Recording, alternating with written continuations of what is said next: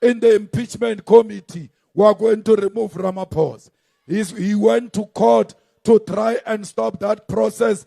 The EFF applied to join. The court said join. When he tried to interdict, we oppose. We are going to court again with him. He will never stop that process. As long as EFF is alive, Phala Phala will never die.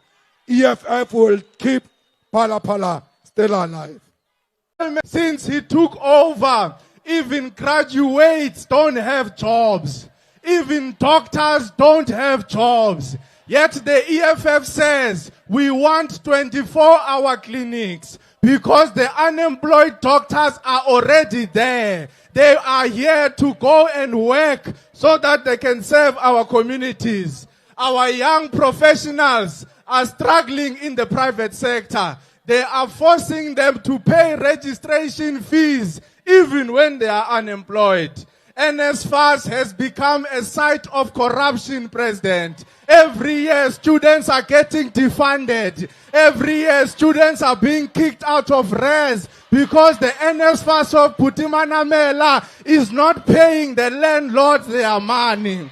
It is even worse in the TVET colleges. Our students are not receiving their certificates. They don't have learning material. There is no textbook allowance. Ever since this government took over, President, there are over 188,000 young people who have finished school but are unable to graduate because of student debt. Why do you hold the degree of a young person just because they owe you money? Because you must give them their degree so that they can go look for a job and be able to have a monthly income. But these people sitting here in the union buildings, they can't think, Comrade President. Ladies and gentlemen, what happened during South Africa's Youth Day commemoration has sparked massive debate across the country. What was supposed to be a day dedicated to honoring the youth, reflecting on the nation's future, quickly turned into a heated political confrontation between President Cyril Ramaphosa and EFF leader Julius Malema. During his speech, Malema launched a strong attack on the government, accusing it of failing young South Africans. He raised concerns about rising unemployment, poverty, and the growing frustration among millions of young people who believe their struggles are being ignored. As Malema's criticism intensified, the atmosphere at the event became increasingly tense. Some members of the crowd applauded his remarks, while others looked on in disbelief as the political drama unfolded. President Ramaphosa, who had earlier spoken about youth empowerment, education, and creating opportunities for the next generation, appeared visibly affected by the developments. Videos circulating on social media have fueled discussions, with many people sharing their views on what became one of the most talked about moments of this year's Youth Day event. Youth Day remains one of the most important dates in South Africa's history, commemorating the bravery of the students who stood up against injustice during the 1976 Soweto uprising. Many citizens believe the occasion should focus on inspiring the youth and addressing their challenges rather than becoming a battleground for political disputes. What do you think about this dramatic moment? Let us know in the comments section below. Don't forget to like this video, subscribe to the channel, share it with your friends and family, and turn on the notification bell so you never miss our latest updates. The youth unemployment rate stands at 46%, which is totally unacceptable. Behind every statistic is a young person who wants to work, who wants to contribute, and who wants to build a future, and who wants dignity. It is the graduate who sends out, yes, dozens of applications and receives no reply. It is the young entrepreneur with an idea but no access to capital. It is the skilled artisan who cannot find an opportunity to demonstrate their own talents. We cannot accept this as normal. Young people are among the most affected by violent crime and theft. These are some of the greatest threats to our country's prosperity and to social stability in our country. Faced with these challenges, there are some who blame the problems of unemployment and crime and poor service delivery on foreign nationals, even as we recognize the challenge of illegal immigration, of having undocumented migrants in our country, which we are taking decisive action to address. Our problems are in the main our own problems, and which we have a responsibility to fix ourselves, working together. Greetings to the youth of 1976 who have also come forward to be part of this commemoration, and the young people of our country, the young people of our beloved nation. Sanbonani, Dumelang, Abusheni, Molweni, Masiari, Intlekani, Lochani. Thank you very much to all of you for being here. Today is a very special day to many people around our country, but more especially to those who were present and who are still here amongst us on June 16, 1976. 50 years ago, not far from where we stand today, thousands of young people marched carrying nothing but their school books, their school bags, and the courage that they had in their hearts and the dreams that they had. These young people faced bullets with bare hands.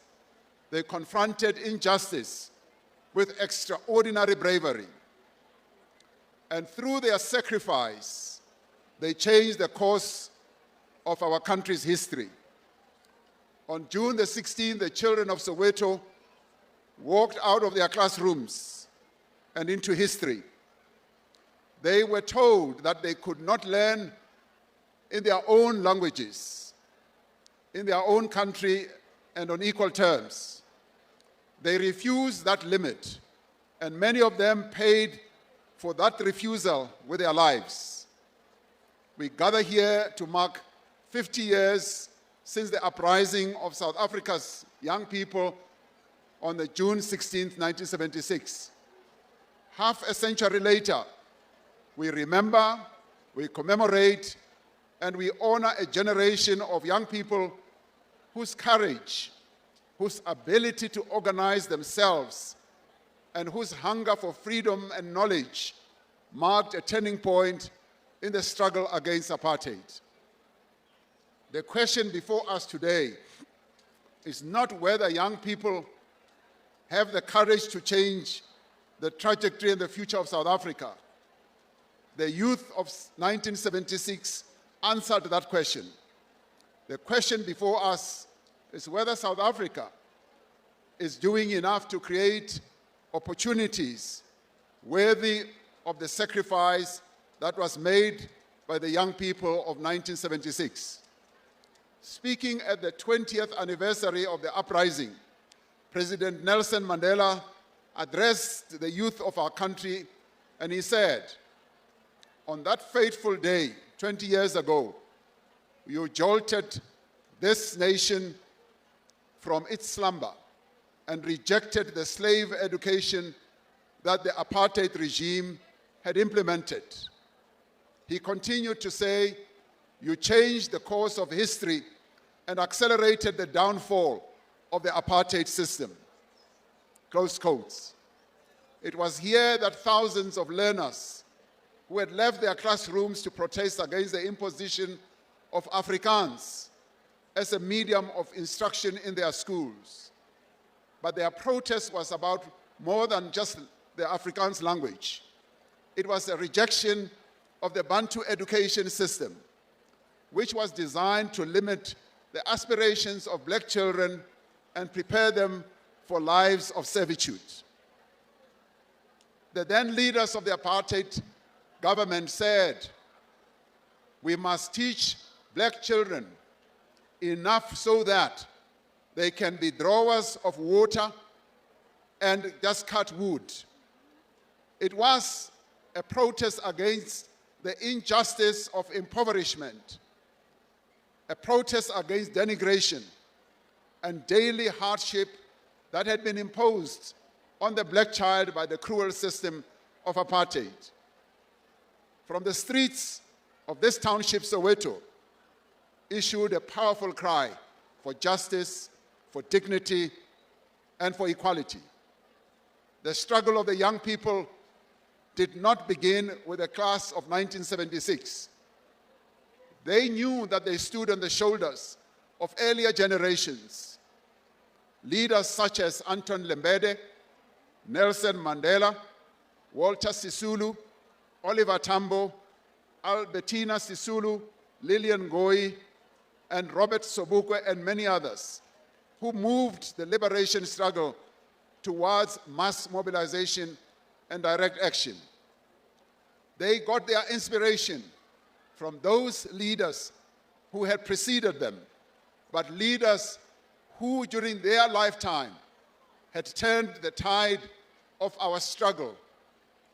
They were shaped too by a wider current of liberation, a wider current of liberation that was flowing across the continent. The struggles of the people of Ghana, of Algeria, of Mozambique, of Angola, and the Congo had showed that colonialism could be defeated. Across the diaspora, the civil rights and black power movements affirmed the dignity of black people, even in the United States of America. By the early 1970s, the black consciousness movement was teaching a new generation to reject notions of inferiority, to recover their dignity, to reclaim their identity, and to forge their own future. By the time the learners of 1976 took to the streets, they were part of a powerful river of youth resistance. Many students were killed in the streets of Soweto and a number of other townships. Many young people were injured. They were detained and they were forced into exile. The image of Mbuyisa Makubu carrying Hector Peterson in his arms with his sister Antoinette Sithole running alongside conveyed to the world the brutality of apartheid. Their contribution belongs in the center of our national memory. The young people of 1976 did not stand alone. They were supported by their parents, their teachers, by health workers, by religious leaders, by business leaders in their townships, and many other community structures. They were supported by leaders such as Mama Albertina Sisulu, Mama Winnie Madikizela Mandela, the Black Parents Association, and the Soweto Committee of 10. We remember in particular the mothers who searched for their children, the mothers who mourned, and the women who expressed the pain of the nation when apartheid expected them to be silent. The uprising in Soweto did not just remain there. It spread to a number of other townships, to Alexandra, to Tembisa, to Kwatema, and later to Langa, Guguletu, and Nyanga, and various other townships across the country, giving new momentum to the struggle against apartheid. The cries of these young people reverberated across the world, galvanizing the international community to condemn and isolate apartheid South Africa. This year, Youth Day takes place at the intersection of important milestones of our freedom.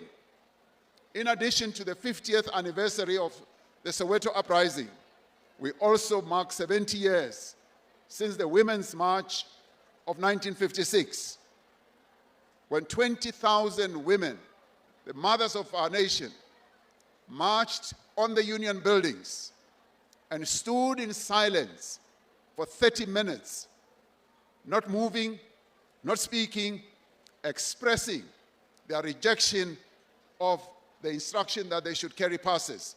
But they were doing much more than that. They were rejecting the system of apartheid. And through their action, they galvanized the struggle against apartheid.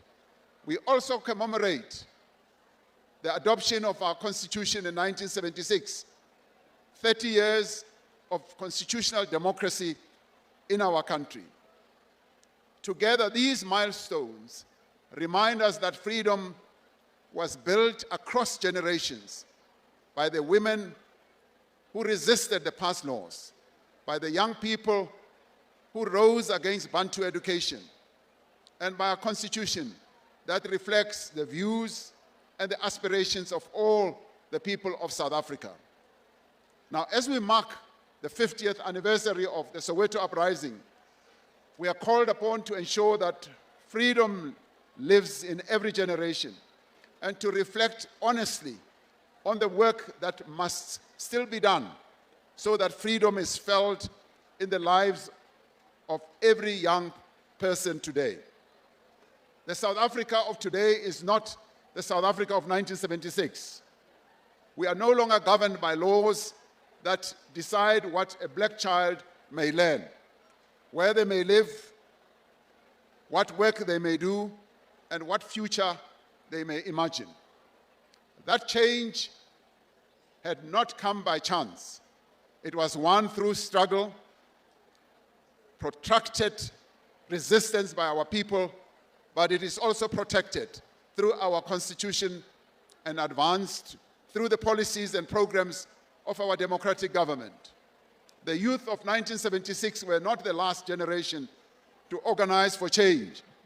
We remember young freedom fighters such as Solomon Mahlangu, the Craddock Four, and also Nokuthula Simelane, and the youth and the student formations that helped to make apartheid ungovernable. In the democratic era, that same spirit continued through the young people advocating for roads must fall and fees must fall movements. And because of these generations of struggle, South Africa has changed fundamentally. The Constitution of our country guarantees the right to basic education. This right did not exist under apartheid. Through legislation such as the South African Schools Act and the Higher Education Act, we dismantled the legal architecture of apartheid education and began building a system founded on equality, access, and redress. Since 1994, access to schooling has been significantly expanded.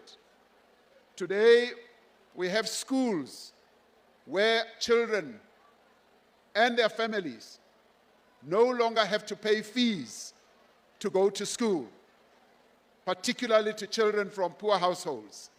Under apartheid, every household that took a child to school had to pay big fees to have their children go to school. Today, that has been eliminated. The school nutrition program in our country feeds more than 9 million learners every day of the week. And this does not happen in many other countries that I know of. Only here in South Africa, because of the struggles that were waged by the youth of 1976. And today, therefore, we thank those young people for standing up for the rights that our young learners now enjoy today. So therefore, the youth of 76 must be applauded and recognized for their struggles. Last year, South Africa recorded the highest matric pass rate in our country's history, with more than 2/3 of bachelor passes coming from schools in disadvantaged communities, schools in our townships, schools in our rural areas have demonstrated that, yes, when given the opportunity, they too can raise their education level to a much higher status. We have opened the doors of post-school education and training. This year, the National Student Financial Aid Scheme, NSFAS, approved funding for more than 1 million students at universities and colleges. This is unprecedented and a very historic moment in assisting young people in our country to get their education. Today, our country produces 4 times the number of African graduates than it did in 1994. These are doctors, they are learners, they are engineers, they are nurses, they are scientists, they are entrepreneurs, and they are leaders of our country in many fields and endeavors. Young people are taking their place also in public leadership. Today, more than 80 members of our National Assembly are aged 40 or younger. And today we even have a 22-year-old member of parliament, and that in itself is a great advancement for our democracy. These gains show that democracy has opened doors that apartheid had deliberately closed. And these are some of the gains that the youth of 1976 was fighting for. But opening doors is not enough. The task now is to ensure that those doors that have been opened do lead to skills, to employment, to enterprise ownership, and to dignity. Yes, we agree with the NYDA that much more still needs to be done. And yes, my young sister, we have heard your demands. Your demands are not only 4, they are plentiful. And I have said, having had those 4 direct demands today, I want all the ministers, the deputy ministers, the premiers who are here present, the mayors, the councillors, yes, to craft solutions to the demands that we have made. Those that are responsible must come up with those solutions, yes, and bring them forward to me so that we can respond to you. But I don't know whether we can respond to the demand that young men want enough money to take their girlfriends out to lunch or to dinner. That one I leave to you. However, we must be honest about the challenges before us. More than 4.7 million young people are unemployed in our country. We are not alone as South Africa carrying the burden of unemployment. Many other countries around the world, especially on our continent, are carrying the same burden of the unemployment of young people. The youth unemployment rate stands at 46%, which is totally unacceptable. Behind every statistic is a young person who wants to work, who wants to contribute, and who wants to build a future, and who wants dignity. It is the graduate who sends out, yes, dozens of applications and receives no reply. It is the young entrepreneur with an idea but no access to capital. It is the skilled artisan who cannot find an opportunity to demonstrate their own talents. We cannot accept this as normal. Young people are among the most affected by violent crime and theft. These are some of the greatest threats to our country's prosperity and to social stability in our country. Faced with these challenges, there are some who blame the problems of unemployment and crime and poor service delivery on foreign nationals. Even as we recognize the challenge of illegal immigration, of having undocumented migrants in our country, which we are taking decisive action to address, our problems are in the main our own problems, and which we have a responsibility to fix ourselves, working together. We recognize that many communities are frustrated by crime, unemployment, and the pressure on public services. Now, these frustrations are real, and we can never dismiss them. I addressed the nation the other day, and I acknowledged that these are the cries and these are the challenges that our people are experiencing. But we must also be honest about the causes of these challenges. The roots of these challenges lie in primarily the inequality that we have inherited from our past. Yes, many say we should stop blaming our past, but it is our past that continues to cast a shadow on the future that our people aspire to. Yes, slow economic growth is also a cause of these challenges, as I said, and also the weaknesses in service delivery are also causes of the challenges that we are going through. Meeting someone who was an ambassador in the United States, who was a British citizen, he said to me, he had lived in the United States for many, many years, and in a number of other countries, also on the African continent, and he said he could see that the past that had been imposed on black people who became slaves in the United States and the Caribbean islands, yes, and the colonialism that had been imposed on many people on our African continent, continues to be a legacy that casts that shadow on the future that we all aspire to. And so therefore, the past is something that we have to deal with. We have to address. We can never say that that past does not exist. And it is this that we are dealing with. And addressing these challenges does require practical solutions, not the scapegoating of vulnerable people. The challenges facing young people are grave, and their concerns are real. And we heard them earlier from the chairman of the National Youth Development Agency. That is why our response to these challenges must be both comprehensive and urgent. In this regard, our government is acting on a number of fronts, but principally on 3 fronts. First, we are expanding public employment, youth service, and workplace experience.